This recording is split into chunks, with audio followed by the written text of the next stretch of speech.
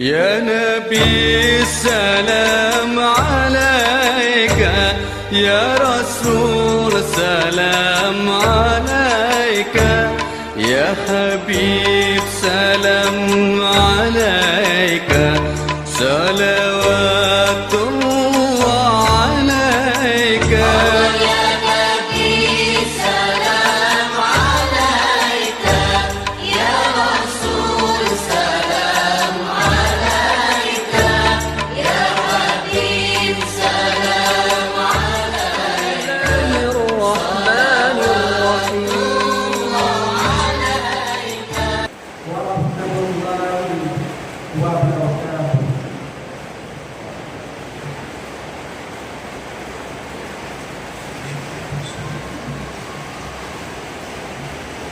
Allahu Akbar, Allahu Akbar.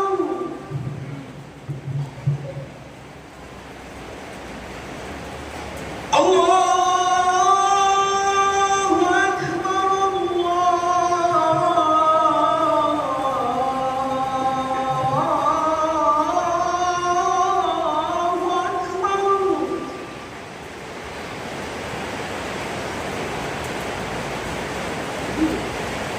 أشهد أن لا إله إلا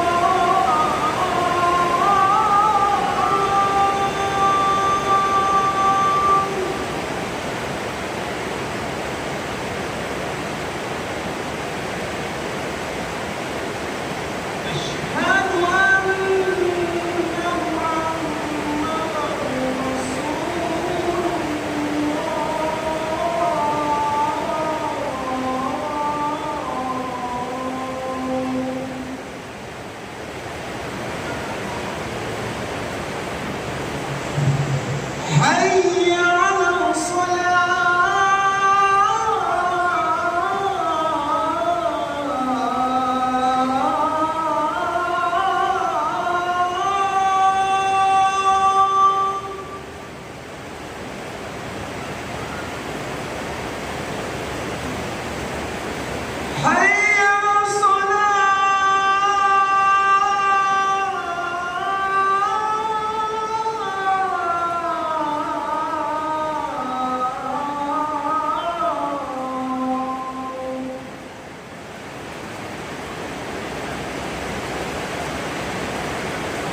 حي على الفلاح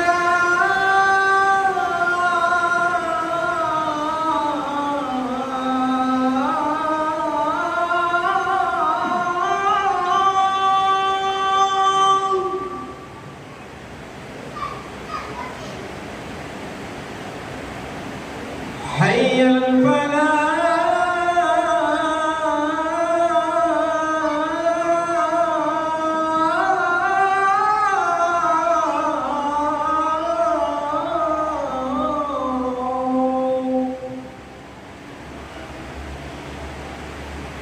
الله أكبر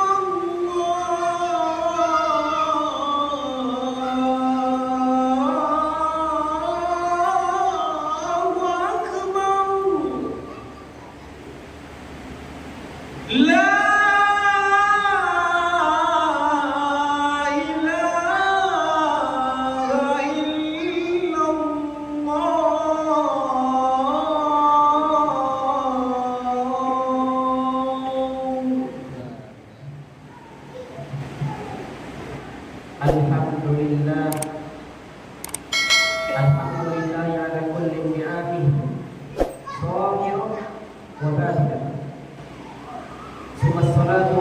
wassalam sarmada ala sayyidil mustafa sayyidina Muhammad sallallahu alaihi wasallam wa ala alihi wa ashabihi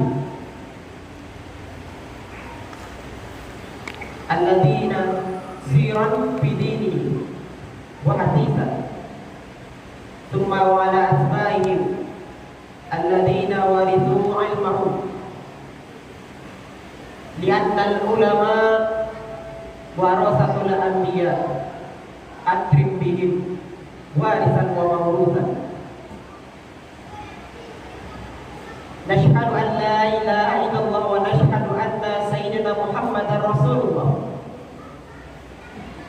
Allahumma salli ala sayyidina Muhammad wa ala ali sayyidina Muhammad kama sallaita ala sayyidina Ibrahim wa ala ali sayyidina Ibrahim wa barik ala sayyidina Muhammad wa ala ali sayyidina Muhammad kama barakta ala sayyidina Ibrahim wa ala ali sayyidina Ibrahim fil alamin innaka Hamidum Majid. Ma'asyiral mustami'in, ma'asyiral hadirin, ma'asyiral muslimin, ma'asyiral mu'minin, usikum wa iyaya bittaqwallah faqad fazal muttaqun. Ittaqullah, ittaqullah, ittaqullah haqqa tuqatih wa la tamutunna illa wa antum muslimun. Qala Allah Ta'ala fi kitabihil karim, na'udzu billahi minasy syaithanir rajim. Bismillahirrahmanirrahim. Innal munafiqina fid darkil asfali minan nar wa lan tajida lahum nasira. Sadaqallahul azim. Alhamdulillah birabbil alamin. Alhamdulillah. Hamdalah adalah sebuah kata yang selalu diucapkan seorang hamba ketika mereka merasa diberikan sesuatu oleh Sang Penciptanya, ketika mereka merasakan mensyukuri atas apa yang telah diberikan oleh Sang Penciptanya. Alhamdulillah.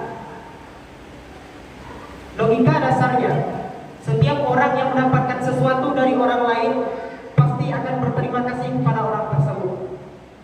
Maka sebagai hamba Allah, sebagai makhluknya, cara kita berterima kasih adalah dengan mengucapkan Alhamdulillah.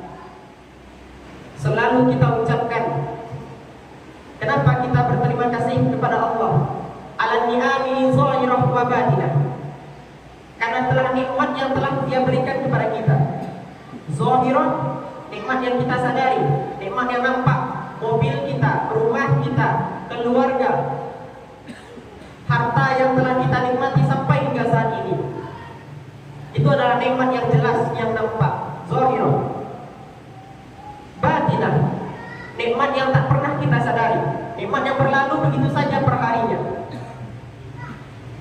Berapa butir oksigen yang telah Allah berikan kepada kita setiap harinya.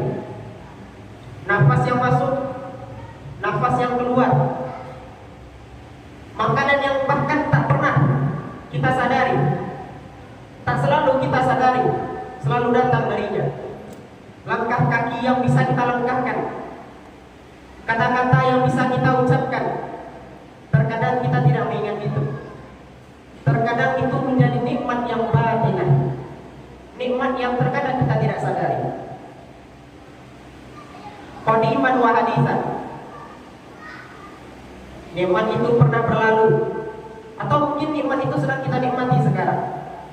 Setiap nafas yang kita hembusan, setiap volume suara yang kita dengarkan, itu semua adalah nikmat darinya. Maka pantas setiap ada orang yang berdiri di atas podium yang menyampaikan sesuatu, pasti mengucapkan Alhamdulillah di awal kata mereka. Kemudian salawat beriringan salam kita hantarkan, kita hadiahkan kepada junjungan alam, makhluk termulia, makhluk terbaik, ciptaan paling sempurna yang pernah ada, yang menjadi nabi kita bersama hari ini, Rasulullah sallallahu alaihi wasallam. Allahumma sholli ala sayyidina Muhammad wa ala ali sayyidina Muhammad.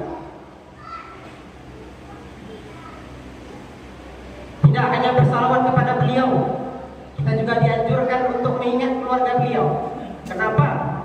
Kenapa kita dianjurkan untuk mengingat keluarganya? Allahumma sholli ala Muhammad wa ala ali Muhammad, keluarganya, wa ala ashabi, sahabatnya. Kenapa? Kita kan sama-sama muslim. Kenapa mereka diistimewakan? Karena mereka lah yang menemani Rasul kita ketika Rasul kita sendiri.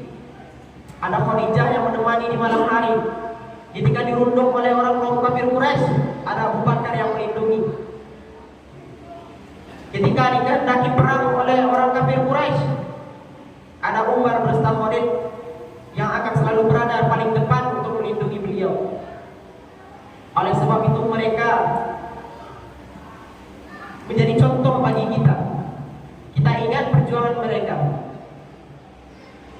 Selanjutnya ada yang terkadang kita lupa. Disebutkan dalam muqaddimah kitab Bulughul Maram, ditambahkan oleh Al-Imam Ibnu Hajar, "Tsumma wa ala atba'ihim alladziina warithu ilmahu." Kemudian hendaklah kita kirimkan doa, hendaklah kita pelajari sejarah kembali. Kalau Islam pernah menguasai dunia, kalau dunia pernah bertekuk lutut di bawah kaki Islam, ketika zaman siapa? Bukan pada zaman sahabat, bahkan bukan pada zaman Nabi sekalipun, tapi justru pada zaman tabi'in lah, zaman tabi'in lah, Islam pernah mengangkat dunia. Islam pernah menguasai dunia. Islam adalah menjadi bangsa yang paling ditakuti oleh bangsa-bangsa lain.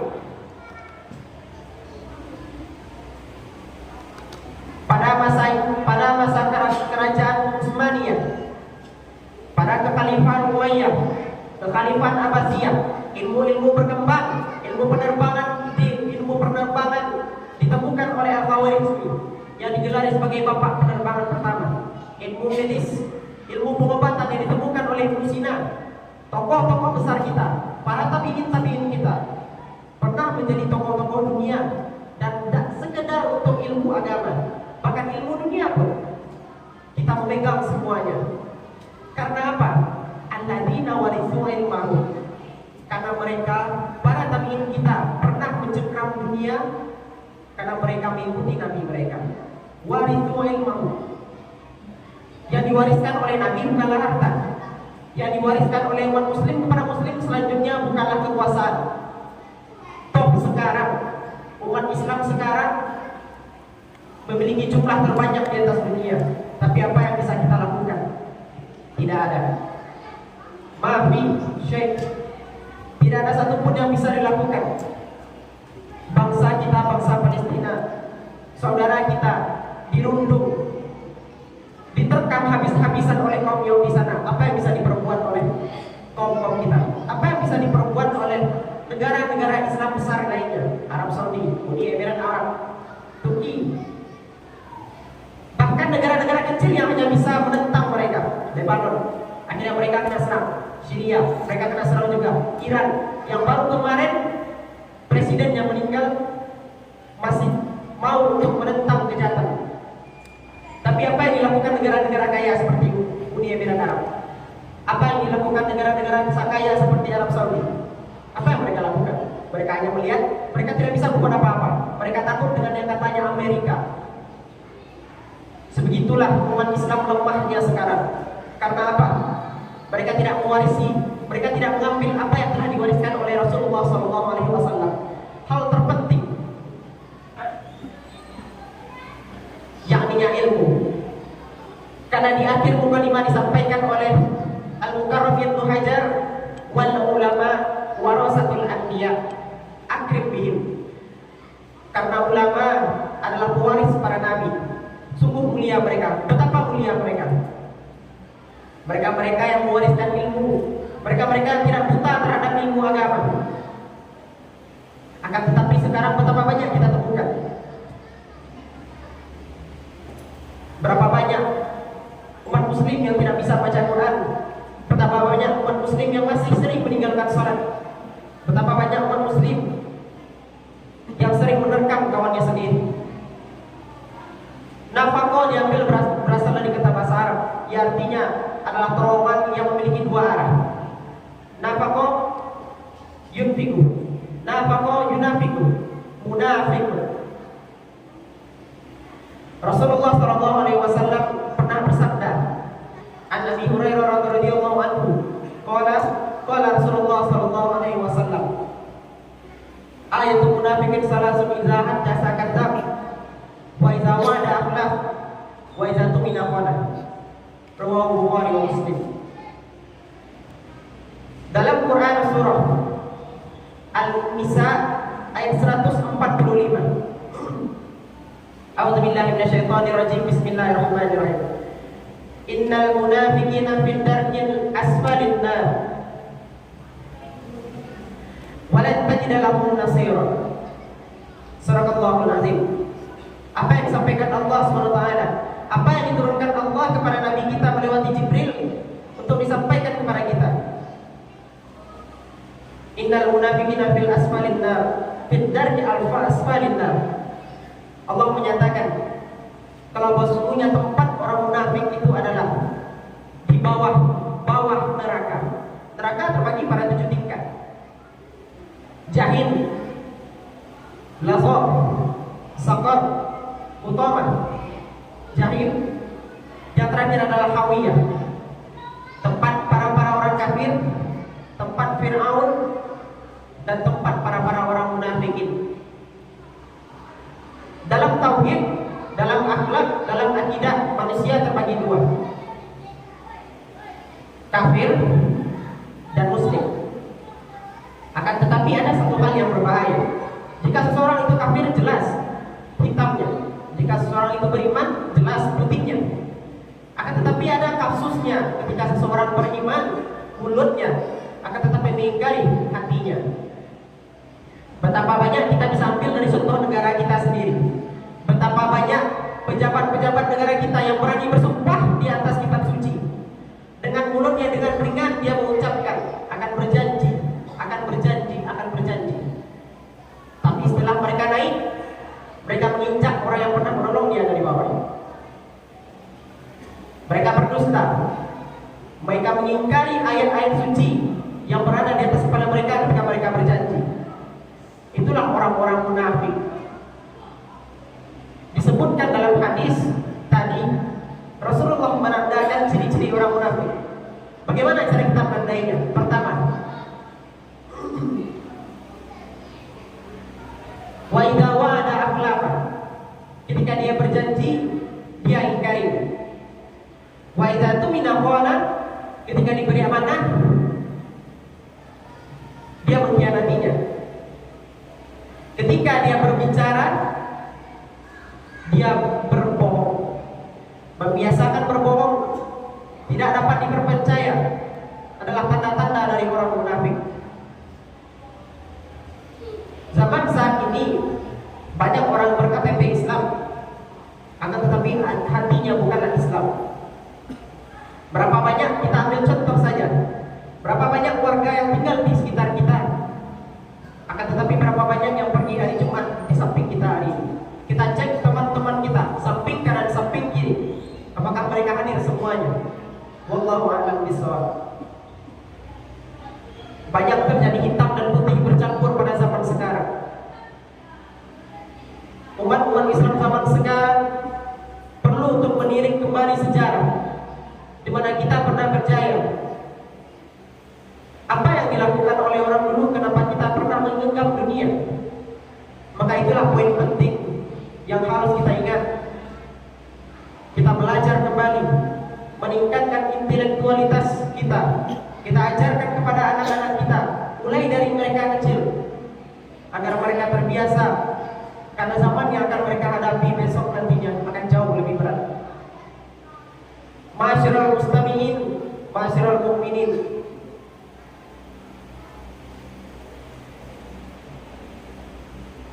ibadallah,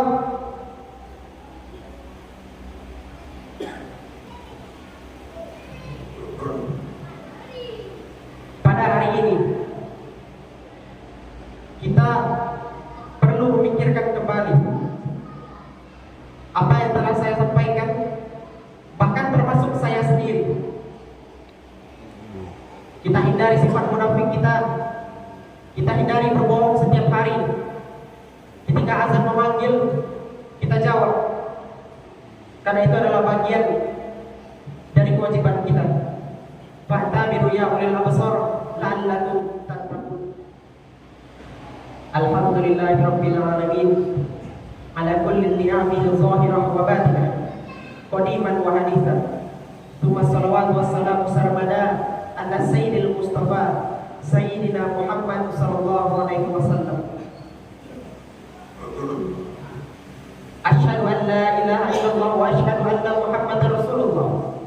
Allahumma shalli ala sayyidina Muhammad wa ala ali sayyidina Muhammad kama shallaita ala sayyidina Ibrahim wa ala ali sayyidina Ibrahim wa barik ala sayyidina Muhammad wa ala ali sayyidina Muhammad kama barakta ala sayyidina Ibrahim wa ala ali sayyidina Ibrahim fil alamin innaka Hamidum Majid. Faqala Allah Ta'ala fi kitabil karim, a'udzu billahi minasy syaithanir rajim. Bismillahirrahmanirrahim. Innal munafiqina fil asfali darin nar wa lan tajida lahum nasira.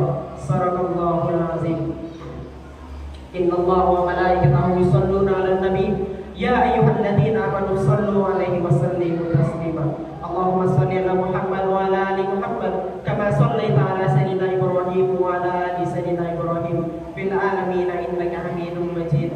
Allahumma ighfir lil muslimina wal muslimat wal mu'minina wal mu'minat al ahya'i minhum wal amwat bi rahmatika ya arhamar rahimin. Allahumma ighfir lana dhunubana wa li walidayna warhamhuma kama rabbayana shaghira. Allahumma ansur ikhwanana al muslimina al mujahidina fil Palestin wa fi Suriah wa fi Lebanon wa fi Indonesia wa fi kulli makan. Unsurhum ya Allah. Allahumma inna nas'aluka salamatan fid din wa afiyatan fil jasad wa zinatan fil ilm wa barakatan fil rizq wa taubatan qabla al maut wa rahmatan indal maut wa maghfiratan ba'dal maut. Ibadallah, innallaha ya'muru bil 'adli wal ihsan wa ita'i dzil qurba wa yanha 'anil fahsya'i wal munkar wal baghi ya'idukum la'allakum tadhakkarun. Fazkurullaha wa lakum fil Qur'anil karim wa iyyakum aqimus shalah.